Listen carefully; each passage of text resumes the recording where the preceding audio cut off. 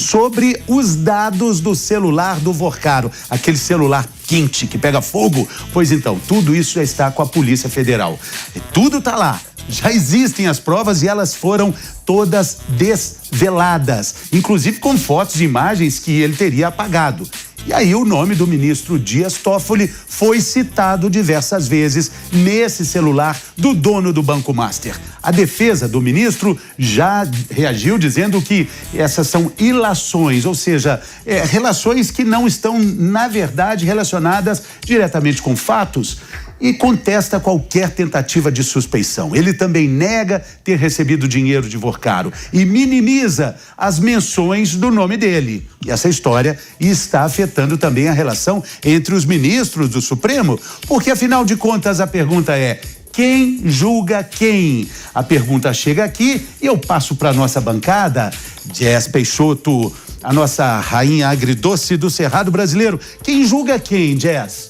Eu acho que nesse caso, bom dia, até mesmo os próprios ministros, eles vão ter essa realidade de julgarem essa situação como inapropriada. E por que inapropriada? O que aconteceu ontem é que a Polícia Federal, na figura do diretor-geral, Andrei, ela entrou em contato com o presidente do Supremo Tribunal Federal, ministro Edson Fachin, pedindo a suspeição de Dias Toffoli, o ministro relator desse processo, mediante a relação, mediante ali o que se tinha de troca dentro do celular de Daniel Vorcaro, que embora tenha apagado as mensagens, nós sabemos que hoje tem softwares e habilidade aí tecnológica para recuperar. Então, com isso veio à tona ali uma série de questões de o que seriam essas mensagens. O jornalista, por exemplo, Caio Junqueira, disse que interlocutores teriam até mesmo narrado situações de uma relação de proximidade entre o ministro Dias Toffoli.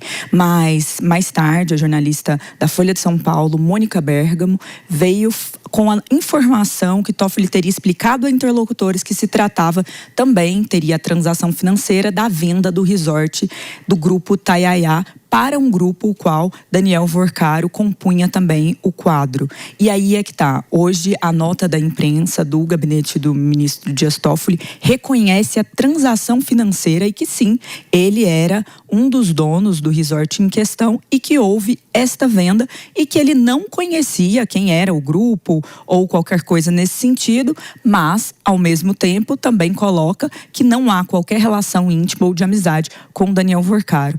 Mas esse caso, ele chama atenção para um problema que 11 pessoas no Brasil têm hoje, que é o Supremo Tribunal Federal em relação à implementação de regras mais claras de compliance, para além da lei da magistratura e até mesmo acrescentando que o órgão que fiscaliza os juízes, o Conselho Nacional de Justiça, ele não tem autoridade de fiscalização dentro do Supremo Tribunal Federal. Então, cabe esse processo de reavaliação e coloca, claro, o Supremo em uma crise de imagem, em uma situação complicada que aguarda esclarecimentos. Por sinal, o presidente Edson Fachin solicitou que Toffoli se manifeste dentro dessa situação, dentro do processo, e mais uma vez esse processo segue em sigilo. Muito bem, Matheus, a situação é que o Toffoli, não é que ele esteja envolvido no processo, ele é o relator. Isso coloca um detalhe bastante significativo nisso tudo. A suspeição, ou os impedimentos que existem dentro da seara jurídica, quando a gente vai analisar qualquer tipo de julgamento, ela passa sempre, Fernando, pela imparcialidade, né? E a imparcialidade, ela jamais pode ser questionada. Imagine você teve algum tipo de desentendimento, vamos para outra ótica, com um juiz, e você tem um processo a ser julgado, mas aquele juiz que já foi um dia seu desafeto, é quem vai dizer se você está certo ou errado. Isso não seria um pouco suspeito? Isso não traria um pouco de dúvidas, questionamentos? O que você ia pedir? Olha, esse juiz e eu já tivemos um desentendimento, outro juiz poderia julgar? É o mesmo caso, só que é o oposto no sentido de dizer, existe uma relação, em teoria, de proximidade, de intimidade, e aí é natural que o Dias Toffoli, ele seja, assim, questionado. Olha, é como se você estivesse julgando o seu amigo, ou até pior, a relação do seu amigo com o seu irmão, a relação do seu amigo com a sua família, a relação do seu amigo com você mesmo. E eu não acredito que nós jamais conseguiríamos ser parciais quando a gente tem alguém da família envolvido. Então, como nós temos trazido aqui já há algumas semanas, que era a ponta do iceberg, e a gente sempre cutucava onde está, né, a quebra de sigilo do celular do Daniel Vorcaro. Essa quebra foi feita, espera-se, né, que a gente consiga ter acesso também aos dados em breve, não só as mensagens, mas as fotos, né, aos vídeos e tudo aquilo que gira. E lembrando, né, Fernando, a gente está falando da ponta do iceberg, por quê?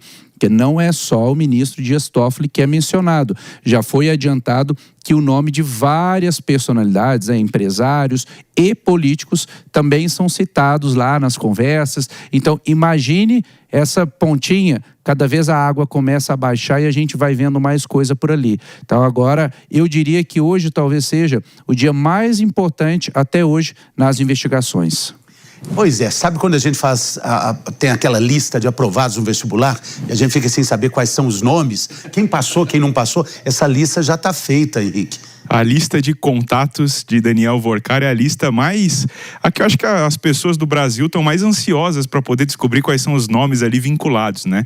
Mas todo esse escândalo que está acontecendo seria minimamente reduzido se o Toffoli abrisse mão da relatoria do processo. Seria muito mais fácil, porque já que há, por parte da Polícia Federal, essa suspeita dele ser suspeito no caso, se ele abrisse mão da relatoria, outro ministro assumiria isso e a gente poderia ter um andamento das investigações, do processo como um todo, de uma maneira mais transparente, né? Como até o Matheus citou. É um pouco complexo mesmo o juiz ter relações próximas, né, com outros envolvidos no processo.